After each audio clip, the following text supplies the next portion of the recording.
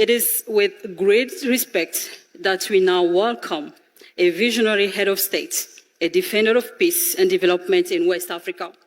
I have the honor of inviting His Excellency, Mr. Joseph Boakai, President of the Republic of Liberia, to kindly deliver his speech.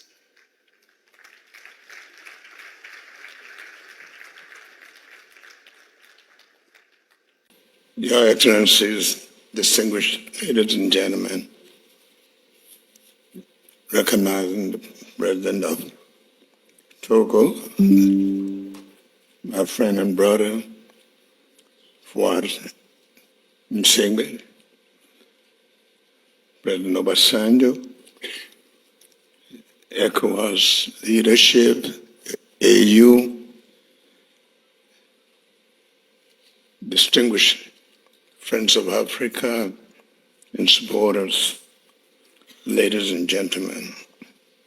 President Obasanjo, we're not going to challenge you. We're not going to imitate you. We're very proud of it.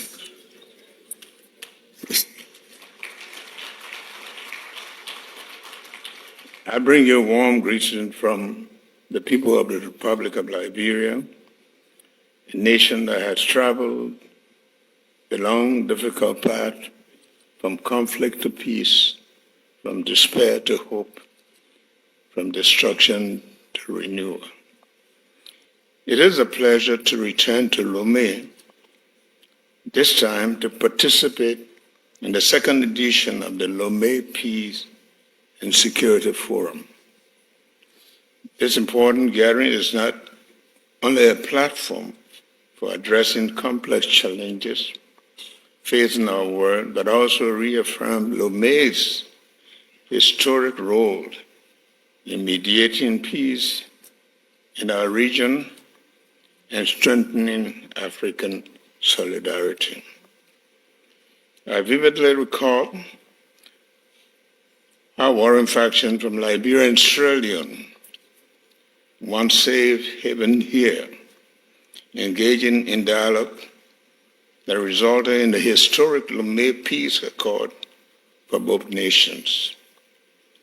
The importance of those accords lies in their creation of the Truth and Reconciliation Commission and the Special Court, two institutions that brought justice and healing.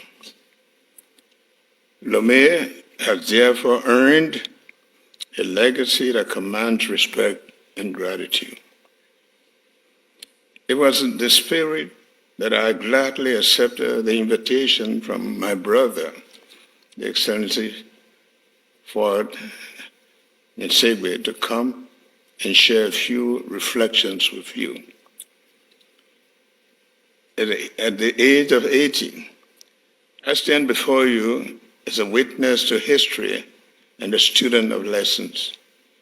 I've experienced the painful tremors that led to Liberia's 1980 coup, the dark years of civil conflict, and the long, arduous journey toward reconciliation and renewal. I have seen devastating consequences of instability and extraordinary resilience of people.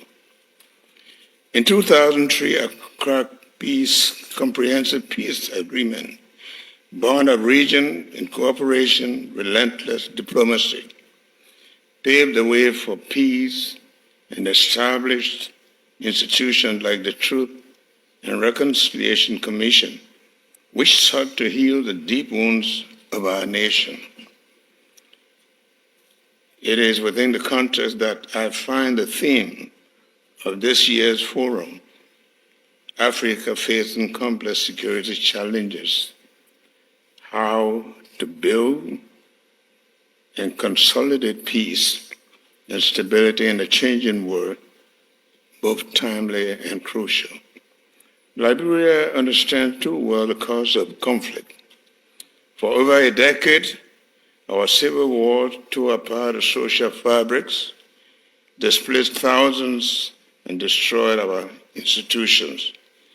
Yet, we also stand today as a living proof that peace is possible when the nation chooses dialogue over division and forgiveness over vengeance. Our path to peace has been rooted in national ownership, reconciliation, community empowerment, and sustained partnerships. To confront our painful past, Liberia established a Truth and Reconciliation Commission. As President, I have sought to implement its recommendations because there can be no lasting peace without justice and reconciliation. That is why I issued a formal apology to the victims of Liberia's civil war, a moment of national reflection and moral renewal. It was essential for the state to acknowledge its role in the conflict and to restore dignity in those who suffered. This was followed by symbolic rebellion of former President William Talbot, Samuel Kayando, and the 13 members of the Talbot cabinet decades after their tragic executions. This act was not about politics, but about truth, reconciliation, and dignity.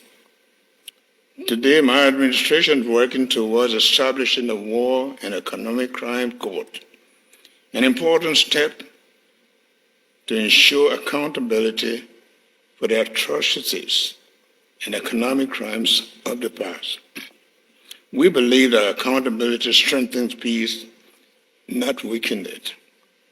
To prevent repetition and promote remembrance, we are also addressing national amnesia by memorizing the victims of the conflict, including the West African peacekeepers who lost their lives in the line of duty.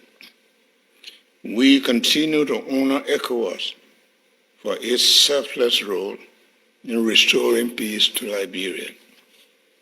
Liberia peace had lasted for over 2 decades because it is owned by the people. The chiefs, the women groups, youth organizations, and civil society became the backbone of post-war recovery. They mediated disputes, rebuilt communities, and restored trust where the state was absent. They demonstrated that peace can start from the grassroots through persistent and moral strength. We have learned that rebuilding roads and buildings means little if we neglect to heal the human spirit. Reconciliation requires honesty, empathy, and forgiveness. Peace is not just the silence of guns. It is the presence of justice, opportunity, and hope. Weak institutions breed instability. Liberia has therefore prioritized good governance, the rule of law, and human rights. The Truth and Reconciliation Commission revealed how corruption, exclusion, and institutional failure became the root causes of conflict. To address these systemic issues, my government is implementing reforms to promote responsive governance, accountability, and equitable development. We believe that institutional reform and economic renewal must go hand in hand to correct the past injustices and secure a better future for all Liberians. Your Excellencies, we gather here at a defining moment for our continent.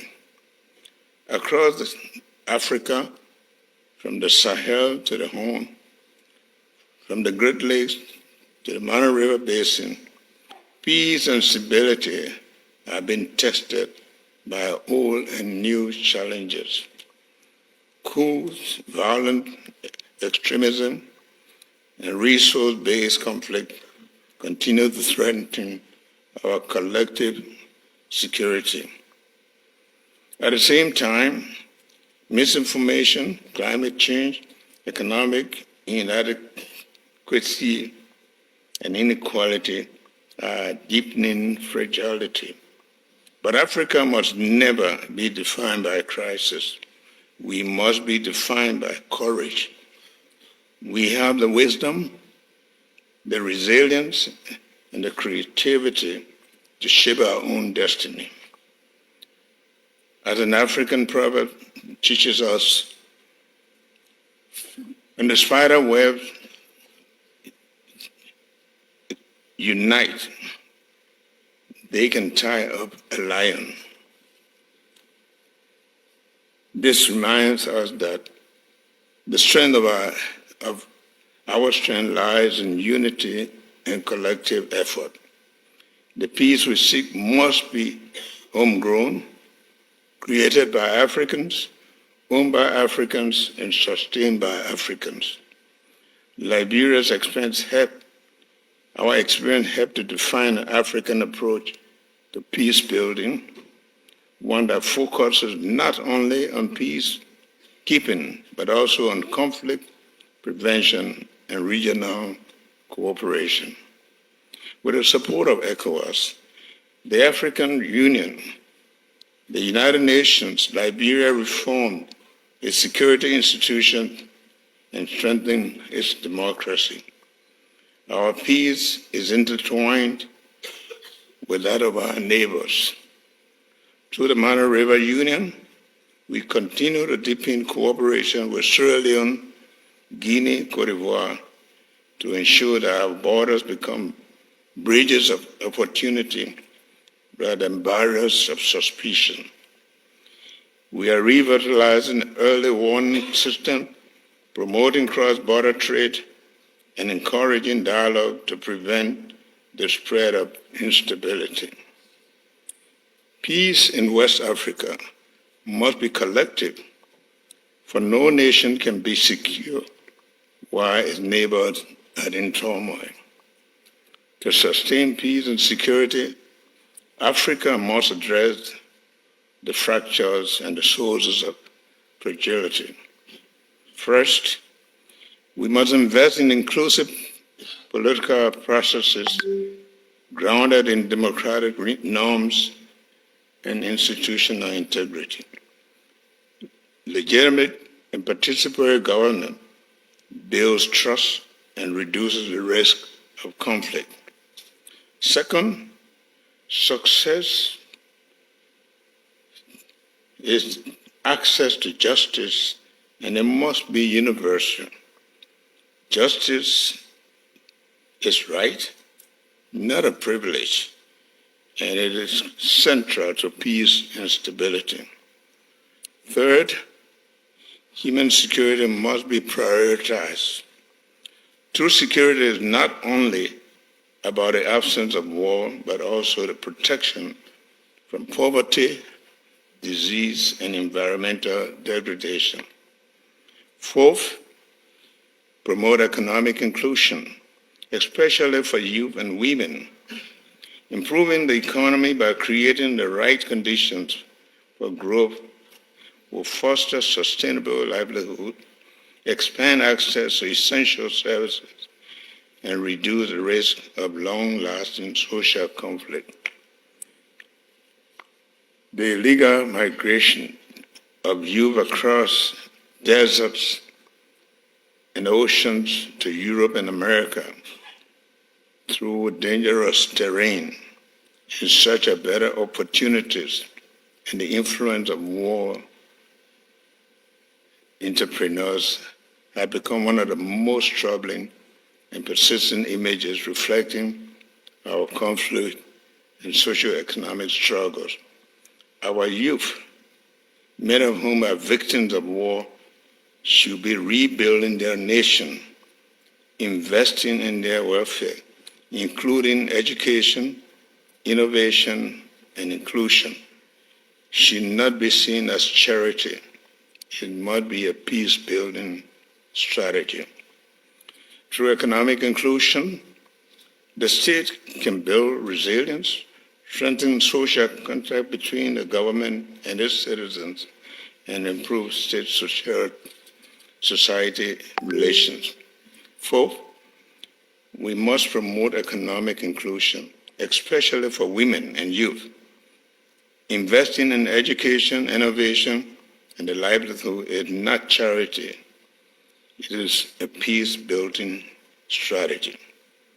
Finally, regional and constitutional institutions such as ECOWAS, continental institutions such as ECOWAS, African Union, Mana River Union, must be empowered to lead in the early warning and preventive diplomacy.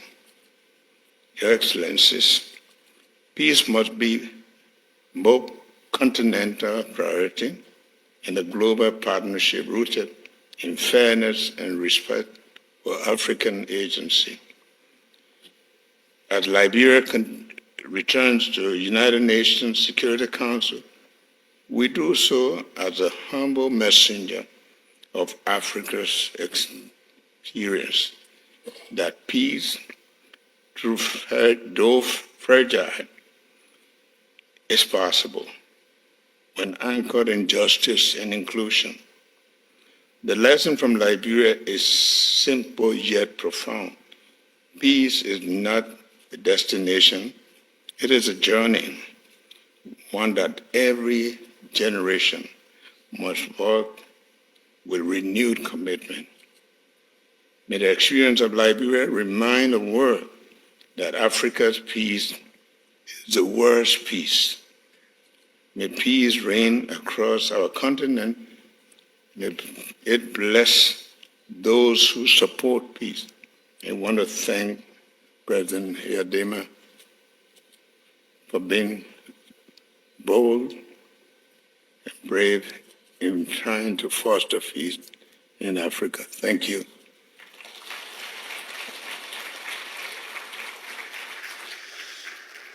Sincère gratitude à son Excellence Monsieur Joseph Boakai, président de la République du Liberia, pour ses chaleureux propos à l'occasion de ce Lomé Peace and Security Forum. Toute notre gratitude à lui.